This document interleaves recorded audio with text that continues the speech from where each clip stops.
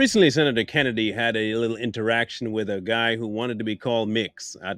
Hey, look, I can't make any of that make sense. I can't even get it to mix into my brain. So he wanted to be called Mix. And when you see how the guy dressed, you'll understand that there's a lot mixed up with mixed. But we digress.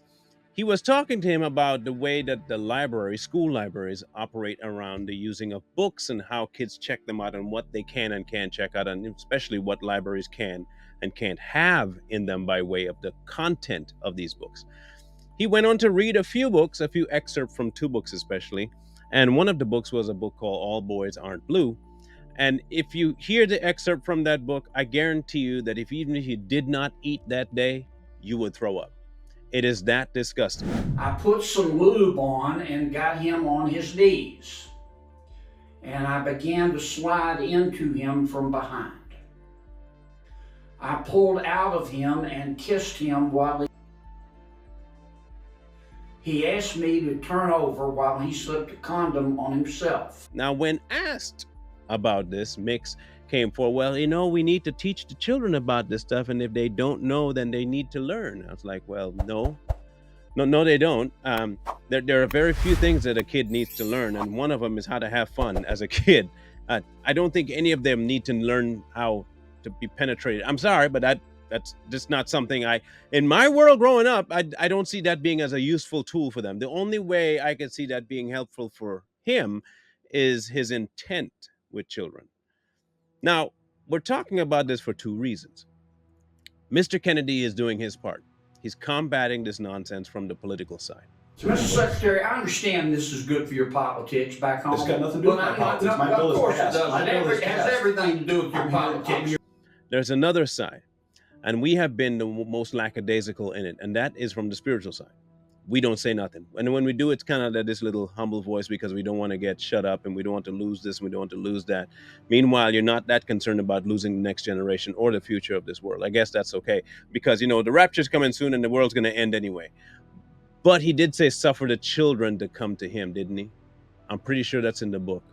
So maybe we should start suffering in order to bring the children to him, because at this rate, the only ones suffering are the children and not us. You see, because at the end of the day, they're the ones that they're being targeted. They're the ones being targeted, not us. We're just fringe effects. The children, on the other hand, they're the gold prize. Why else would people make a point to write a book about a child's being abused and say this is something that a kid needs to hear? Not about the child recovering from it. No, the book is about the child enduring and enjoying afterwards sexual abuse. And this kid is there to defend it to someone's face. Now, I want you to understand that guy has already been through the indoctrination process. He has been there. Whatever happened to him and no one saved him from, you can see the full effect of what it has in his life. No one was there to help him. No one was there. Everyone told him this was good. Remember some time ago, I'm going to mention her name here because they've been telling us for a long time. You remember there was a lady that said something along the lines of, if the person doing the abusing is any good, it'll feel really good. Y'all remember that person? You know who that was, right? That was Miss Whoopi. No, it wasn't Whoopi. Was it one of the View? No, it wasn't them. Was it Kim Kardashian? No, it wasn't her either.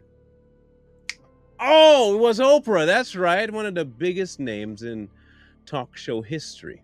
It feels good. I mean, if you're 7 years old and somebody, which I was trying to say this to my friends who had children, you're 7 years old and someone is stroking your, it feels good.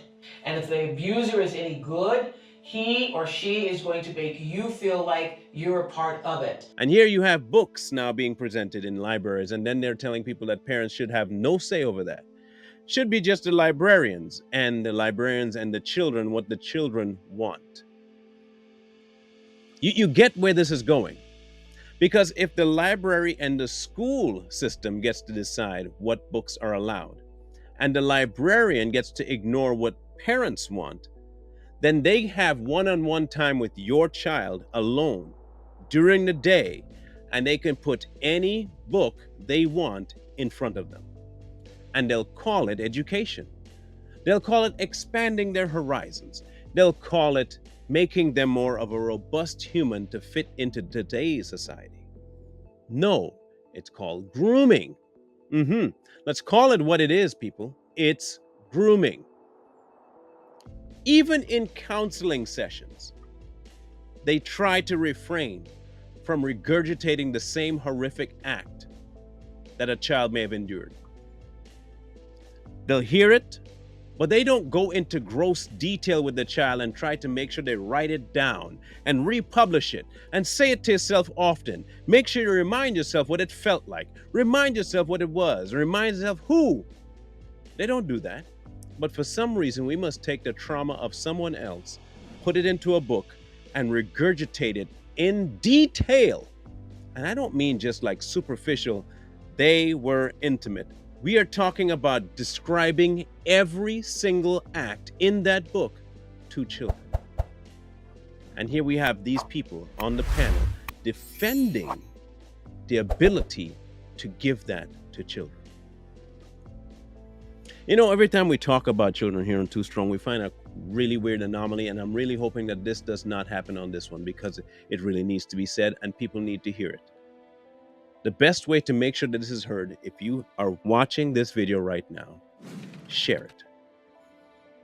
Because it is about time that we stop yapping, and put boots on the ground. If that means going into your school library yourself, perusing every book that's in there, and any you find that goes against your moral grain, vote to get it out of there. Heck, take it out of there. Pay the fine. Oh, the book got lost. Sorry. Burn that bad boy. Why? Your children's lives are at stake here. That's like me seeing a dog ripping my child up, cat, dog, raggedy, just ripping pieces off, and I just say, well, you know, I don't want to hurt the dog. What? Look, that dog would be down so fast, he couldn't even, look, he wouldn't be able to breathe. Done. That's my child. No. No dog is going to get to do that to my kid. Animal rights, I don't care. My child supersedes that.